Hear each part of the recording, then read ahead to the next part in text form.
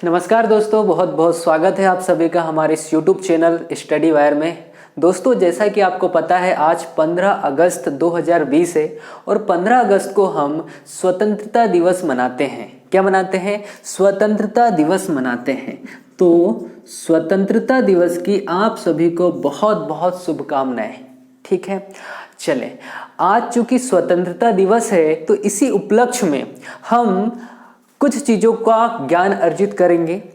जैसे समझे, आज स्वतंत्रता दिवस है। देखो, भारत ने क्या किया है कि कुछ राष्ट्रीय पर्व घोषित किए। क्या? राष्ट्रीय पर्व। भारत के कुल 3 राष्ट्रीय पर्व होते। कितने भाई? 3 राष्ट्रीय पर्व है। ठीक, कौन कौन से समझे? सबसे पहले तो 15 अगस्त, दूसरा होता है दोस्त 26 जनवरी और एक होता है 2 अक्टूबर।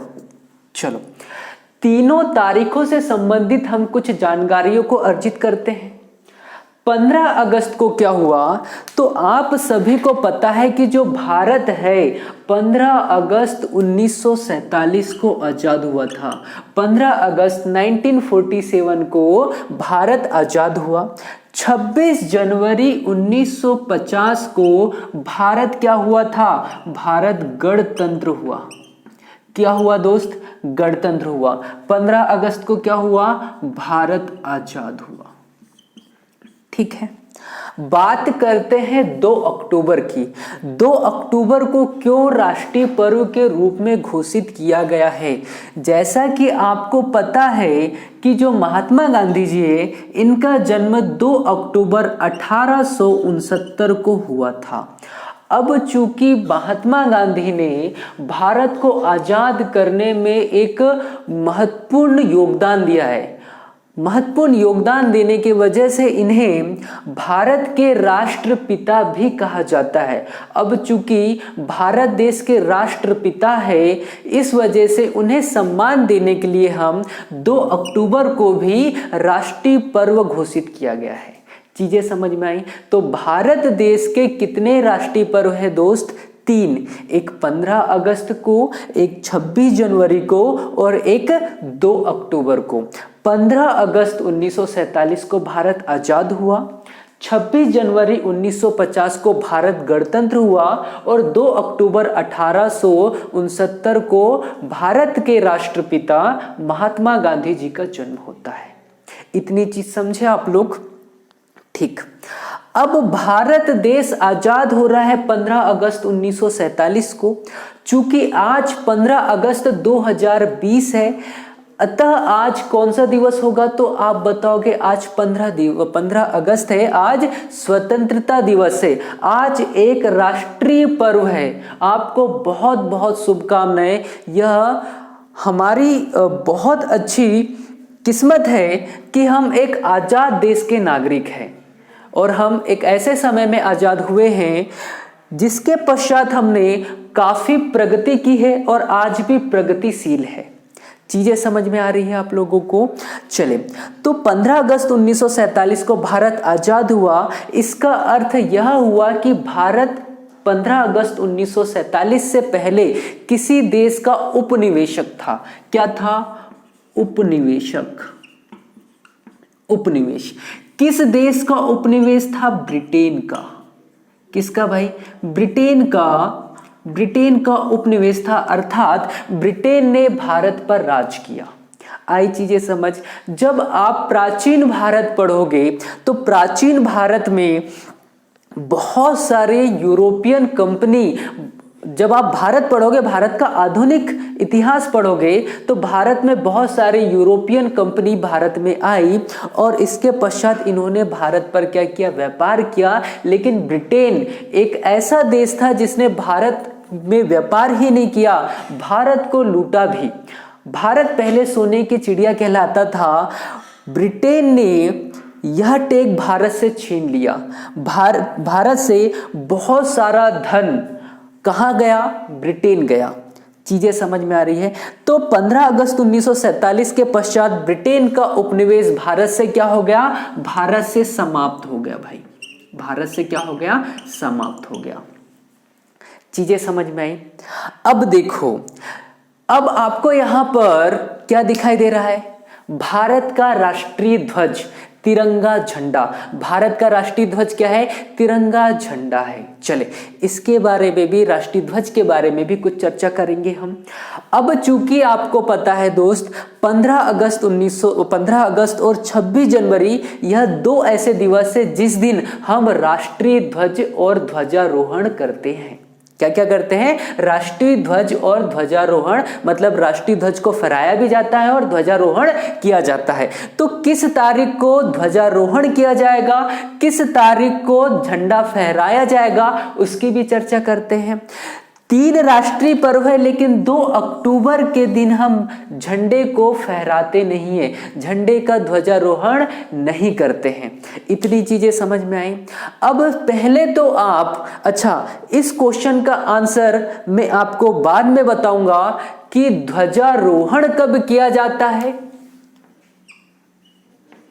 ध्वजारोहण कब किया जाता है और झंडा फहराया कब जाता है।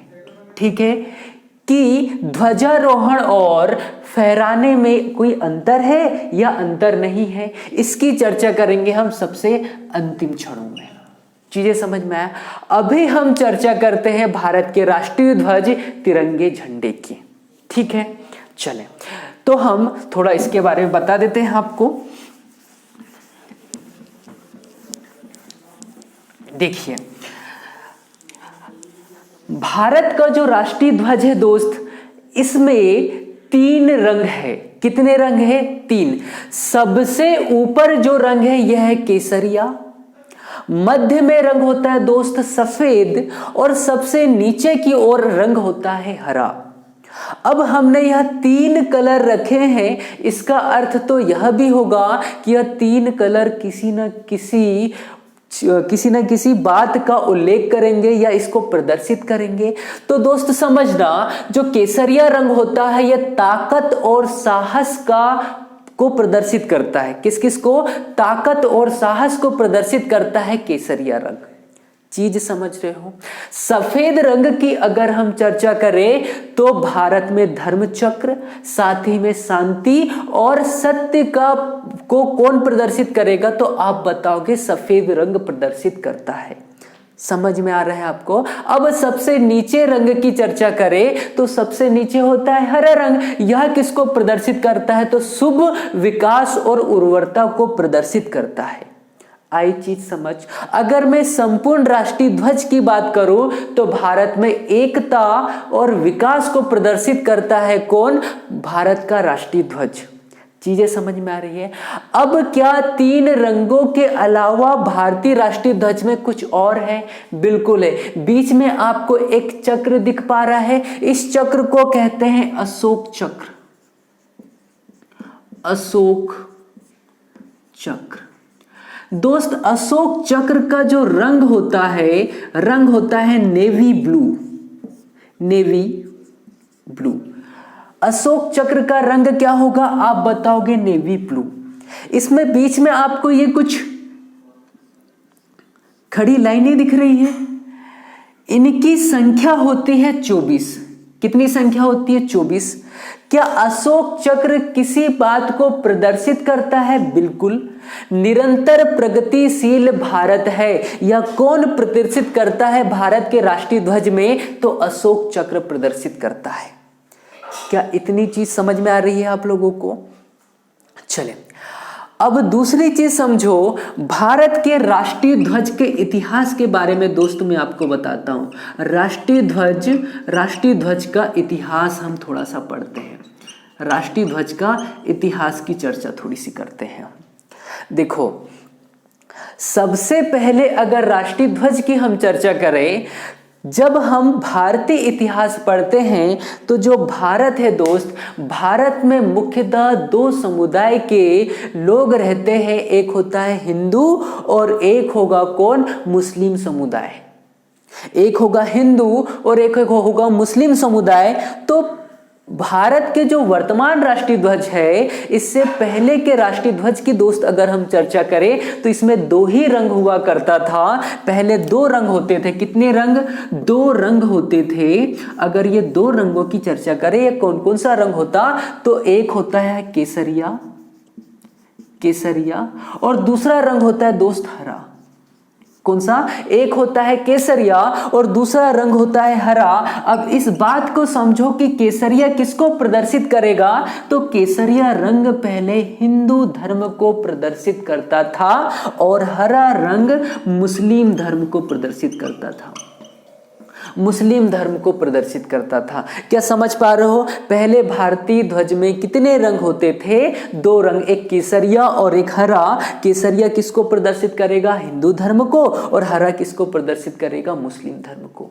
इतना समझ पा रहे हो आप लोग? आगे समझे थोड़ी चीजें। अब बात है, देखो, महात्मा गांधी जी जो है ये 9 जनवरी 1915 को दक्षिण अफ्रीका से भारत वापस आए थे। अब धीरे धीरे महात्मा गांधी भारत की राष्ट्रीय राजनीति में धीरे धीरे क्या हो गए, इसमें सम्मिलित हुए। अब बात है दोस्त सन 1922 की। सन 1922 में महात्मा गांधी के एक परिचित थे जिनका नाम था विंकली, पेंगिया विंकली, पेंगिया विंकली। पेंगिया विंकली ने कहा कि जो भारत का ध्वज है, अच्छा चूंकि उस समय भारत ब्रिटेन का उपनिवेश था, तो आप ऐसा कह सकते हो कि चूंकि देखो जो महात्मा गांधी और भारत के अन्य बड़े जो नेता है, इस समय 1922 के समय भारत में एक बहुत बड़ा राजनीतिक संगठन था दोस्त, इसको बोलते हैं हम INC, मतलब इंडियन नेशनल कांग्रेस। क्या? Indian National Congress. Mahatma Gandhi ने 1922 में पिंगली वेंकैया को कहा कि जो भारत का सबसे बड़ा राजनीतिक संगठन है इंडियन नेशनल कांग्रेस, आप आज जो आप वर्तमान कांग्रेस को समझते हो ना, हम उसी की बात कर रहे हैं, इसका एक ध्वज होना चाहिए। तो ये दो रंग तो पहले थे। उन्होंने, पेंगिया विंकली ने क्या किया कि दो रंगों के मध्य में चरखा लगवा दिया, चरखा का चित्र अंकित करवा दिया। तो अब रंग के अलावा और किसका चित्र अंकित हुआ? तो चरखे का। आई चीज समझ? ठीक। अब समय बढ़ता गया, दूसरी चीज और समझो दोस्त। क्या? अब देखो भारत का पहले ध्वज था या नहीं? बिल्कुल था। अगर भारत का पहले ध्वज था तो सबसे पहले ध्वज कहां फहराया गया? पहले ध्वज विदेश में कहां फहराया गया? विदेश में कहां फहराया? कहां फहराया और किसने फहराया? किसने फहराया? इन दो चीजों की चर्चा करते हैं। क्या ये चीज आपको समझ में आई? इसको मिटा दूं मैं। देखो अब मैं दो चीजों की चर्चा कर रहा हूं। अब बात कर रहा हूं दोस्त मैं सन 1905 की। कब की? सन 1905 की चर्चा कर रहा हूं मैं। एक देश है, इस देश का नाम है जर्मनी। नाम क्या है? जर्मनी। दूसरी चीज समझो, मैं एक महिला का नाम बता रहा हूं जिनका नाम होता है मैडम भिकाजी कामा। नाम क्या होगा? मैडम भिकाजी कामा। मैंने जो दो ऊपर आपसे क्वेश्चन पूछे हैं इसके आंसर यहीं पर है। सबसे पहले राष्ट्रीय ध्वज विदेश में किसने फहराया? मैडम भिकाजी कामा ने फहराया। कब फहराया दोस्त? 1905 में। और कहां फहराया? तो जर्मनी में। अच्छा अगर इसकी एग्जैक्ट डेट पूछ ले तो याद रखना 22 अप्रैल 1905 में मैडम भिकाजी कामा ने कहा जर्मनी में भारत INC का क्या ध्वज फहराया था। क्या इस चीज को जान पाए आप लोग? भारतीय स्वतंत्रता की जननी मैडम भिकाजी कामा को कहा जाता है। भारतीय स्वतंत्रता की जननी किसे कहते हैं? मैडम भिकाजी कामा को। क्या इतनी चीज समझ में आई आप लोगों को? कि सबसे पहले कहाँ विदेश में फहराया था, तो जर्मनी ने। कब? 1905 में। और किसने? तो मैडम भिकाजी कामा ने। इस चीज को समझ पाया आप लोग? चले, तो ये रही भारत के राष्ट्रीय ध्वज की बात। कब? इतिहास की। अब हम चर्चा करते हैं आगे। अगर मैं वर्तमान राष्ट्रीय ध्वज की बात करूं दोस्त, तो वर्तमान में राष्ट्रीय ध्वज की रूपरेखा आपने देखी कि ऊपर केसरिया रंग होगा, बीच में सफेद, और नीचे कौन सा? हरा, और मध्य में क्या होता है? अशोक चक्र, जिसमें 24 तिलियां होती। कितनी तिलियां होंगी? 24 तिलियां। और इसका रंग कैसा होगा? Navy blue. अब अशोक चक्र किसको प्रदर्शित करता है? तो निरंतर प्रगतिशील भारत को। इस चीज को समझ पा रहे हो आप लोग? दूसरी चीज ये समझो कि जो भारत का राष्ट्रीय ध्वज है, इसका अनुपात इसका अनुपात होता है 2:3। किसका अनुपात? तो लंबाई और चौड़ाई का अनुपात है। लंबाई और चौड़ाई का अनुपात कितना होगा दोस्त? 2:3। अच्छा, अगर मैं आपसे एक बेसिक सा क्वेश्चन पूछ लूं कि किस अनुपात का राष्ट्रीय ध्वज नहीं फहराया जा सकता? क्वेश्चन समझ में आ रहे हैं? कौन सा राष्ट्रीय ध्वज नहीं फहराया जा सकता? आपको ऑप्शन में दे दिया, देखो क्या क्या। ठीक है, समझना।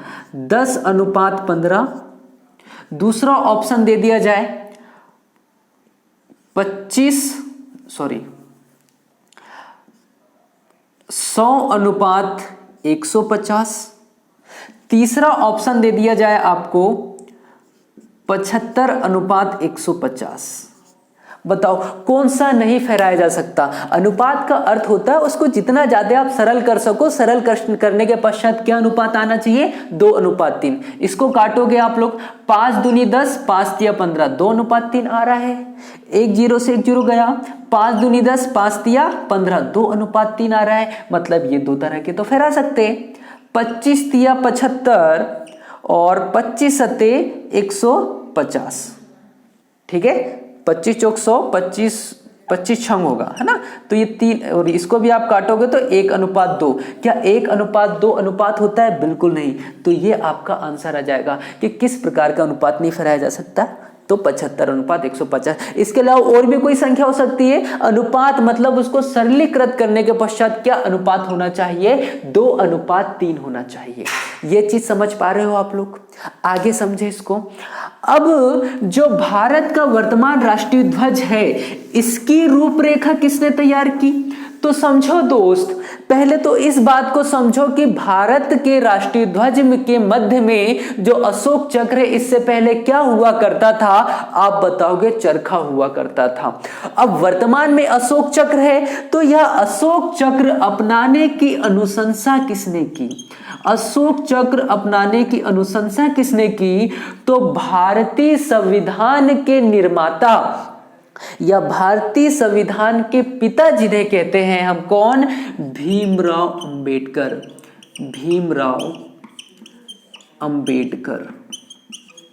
भीमराव अंबेडकर की अनुशंसा पर अशोक चक्र की जगह किसे अपनाया गया है? तो अशोक चक्र को, चरखा की जगह क्या अपनाया गया है? तो अशोक चक्र को अपनाया गया है।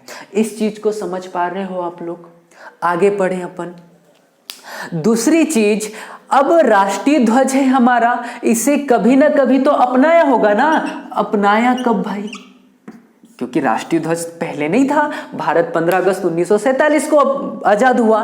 पहले ध्वज था, लेकिन किसका ध्वज था? वो आईएनसी, इंडियन नेशनल कांग्रेस का था। लेकिन भारत का राष्ट्रीय ध्वज वर्तमान स्वरूप यह रहा। तो वर्तमान स्वरूप को कब अपनाया दोस्त? तो 22 जुलाई 1947 को भारत का जो वर्तमान राष्ट्रीय ध्वज है, इसे अपनाया गया। आई चीज समझ? इस तिरंगे झंडे का डिजाइन किसने बनाया? तो याद रखना, इसका डिजाइन भी किसने बनाया? पिंगली वेंकैया ने भारत के राष्ट्रीय ध्वज का डिजाइन तैयार किया। इस चीज को समझ पा रहे हो आप लोग? अगली चीज समझना दोस्त, भारत का राष्ट्रीय ध्वज जो है, भारत के राष्ट्रीय ध्वज को फहराने की अनुमति पहले सभी स्थानों को नहीं थी, लेकिन 26 26 जनवरी 2002 के पश्चात जितने भी प्राइवेट संस्थान है इन्हें भी यह अनुमति मिल गई कि यह भी राष्ट्रीय ध्वज को फहरा सकते हैं। क्या इस चीज को समझ पाए आप लोग? अब जो हमारा प्रारंभिक क्वेश्चन था कि ध्वजारोहण कब किया जाता है और फहराया कब जाता है, अब इसके बारे में थोड़ा सा हम चर्चा करते हैं। इसे मिटा दे भाई हम। चलिए अब देखो दोस्त, हमारा क्वेश्चन क्या है? हमारा क्वेश्चन है कि ध्वजारोहण कब किया जाता है और झंडे को फहराया कब जाता है, या दोनों एक ही है? अब इसकी हम चर्चा करें तो मैं बता दूं कि ध्वजारोहण और फहराया जाना ये सब दोनों शब्द अलग अलग है। अब अलग अलग कैसे? देखो मैं वापस से दो तारीखों की मैं बात कर रहा हूं। एक होगा 26 जनवरी 1950 और इससे पहले की घटना 15 अगस्त 1947। 15 अगस्त 1947 को भारत ब्रिटेन से आजाद हुआ। 26 जनवरी 1950 को भारत क्या हुआ? गणतंत्र हुआ। यहां भारत आजाद हुआ। तो भारत आजाद पहले हो रहा है या गणतंत्र तो आजाद पहले हो रहा है? अब समझो कि भारत आजाद 15 अगस्त 1947 को, और मैंने तो आपको यह बताया कि आजादी से पहले भारत में झंडा था, लेकिन वो किसका था? INC का। क्या संपूर्ण भारत का एक झंडा था? बिल्कुल नहीं। लेकिन जब भारत आजाद हो गया तो भारत का झंडा अपनाया जाएगा या नहीं? तो दोस्त दो चीज बहुत ध्यान से समझना। 15 अगस्त को हमारे भारतीय झंडे को इस तरह से ऊपर पहुंचाया जाता है इस डोरी के द्वारा। आपने देखा होगा कि इस झंडे को, भारतीय राष्ट्रीय ध्वज को एक डोरी के माध्यम से ऊपर चढ़ाया जाता है और यहां तक पहुंचाया जाता है। इसके पश्चात इसे फहराया जाता है। तो डोरी के माध्यम से ऊपर ले जाना को कहते हैं हम ध्वजारोहण। तो ध्वजारोहण कब होगा? 15 अगस्त को, मतलब स्वतंत्रता दिवस के दिन ध्वजारोहण किया जाता है। चीजें समझ में आ रही है? लेकिन जब आप फहराने की बात करते हो तो 26 जनवरी को झंडे को फहराया जाता है। 26 जनवरी को झंडे को फहराया जाता है। इस समय यहां डोरी से झंडे को ऊपर नहीं पहुंचाया जाता दोस्त। इस झंडे को ऊपर ही पहले ही व्यवस्थित कर दिया जाता है और उसके बाद फहराया जाता है। अंतर समझ में आ रहा है आप लोगों को? 15 अगस्त के दिन मतलब ध्वजारोहण कैसे करेंगे? तो डोरी के माध्यम से हम भारतीय राष्ट्रीय ध्वज को ऊपर पहुंचाएंगे, शीर्ष पर पहुंचाएंगे। लेकिन 26 जनवरी की बात करते हैं तो पहले ही हम यहां पर व्यवस्थित कर देते हैं। हम डोरी के माध्यम से ऊपर नहीं पहुंचाते हैं और उसके पश्चात डायरेक्टली इसे डोरी को खींचकर झंडे को फहराया जाता है। इस चीज को समझ पा रहे हो आप लोग? दूसरी चीज समझना, 15 अगस्त 1947। अब समझो 15 अगस्त 1947 में क्या प्रधानमंत्री का पद था? बिल्कुल।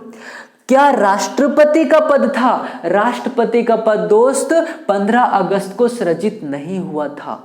समझ में आ रहा है? अब राष्ट्रपति का पद सृजित नहीं हुआ, इसका अर्थ यह हुआ कि राष्ट्रपति भवन भी नहीं होगा वहां पर, है ना? तो यहां पर समझना कि 15 अगस्त 1947 को भारत आजाद हुआ, मतलब आजादी के दिन भारत के प्रधानमंत्री के द्वारा ध्वजारोहण किया जाता है। कहां से किया जाता है? तो लाल किले से। लाल किले से ध्वजारोहण किया जाता है। क्या समझ पा रहे हो आप लोग? 26 जनवरी 1950 भारत गणतंत्र हो चुका है। भारत में राष्ट्रपति का पद सृजित हो चुका है। भारत में राष्ट्रपति भवन भी बन चुका है। और 26 जनवरी 1950 को जब भारत गणतंत्र हुआ तो इस समय भारत के राष्ट्रपति ध्वज को फहराते हैं। तो 15 अगस्त को क्या होता है? ध्वजारोहण, और 26 जनवरी को ध्वज को फहराया जाता है। क्या दोनों अंतर समझ में आए आप लोगों को? और एक चीज और बेसिक सी है दोस्त, ध्यान रखना। यहां से एक बार मध्य प्रदेश एसआई में एक क्वेश्चन आ गया था कि जब राष्ट्रपति भवन मतलब 26 जनवरी 1950 को भारत गणतंत्र हो गया, मतलब 26 जनवरी को क्या बनाएंगे हम, गणतंत्र दिवस, तो परेड कहां से कहां तक चलती है, परेड कहां से कहां तक चलती है? तो ध्यान रखना दोस्त, राष्ट्रपति भवन से लाल किला, सॉरी लाल किले नहीं, इंडिया गेट, राष्ट्रपति भवन से इंडिया गेट तक परेड चलती है। क्या इस चीज को समझ पाए आप लोग? तो आपके क्वेश्चन का आंसर क्या है? ध्वजारोहण कब होता है? 15 अगस्त, और फहराया कब जाता है झंडे को? 26 जनवरी को। क्या इस चीज को समझ पाए आप लोग? आई होप यह डेटा आपके लिए नया होगा और इस तरह से आपको भारतीय तिरंगे झंडे के बारे में जानकारी मिली। अगर ये लेक्चर आपको अच्छा लग रहा है तो बिल्कुल दोस्त इसे लाइक कीजिए, शेयर कीजिए, ताकि इस तरह के क्वेश्चन सभी व्यक्ति तक पहुंचे और सभी लोग इस तरह के क्वेश्चनों को जान पाए। तो आज 15 अगस्त है, आप सभी को स्वतंत्रता दिवस की बहुत सारी शुभकामनाएं। आप स्वतंत्र रहिए, खुश रहिए। जय हिंद, जय भारत।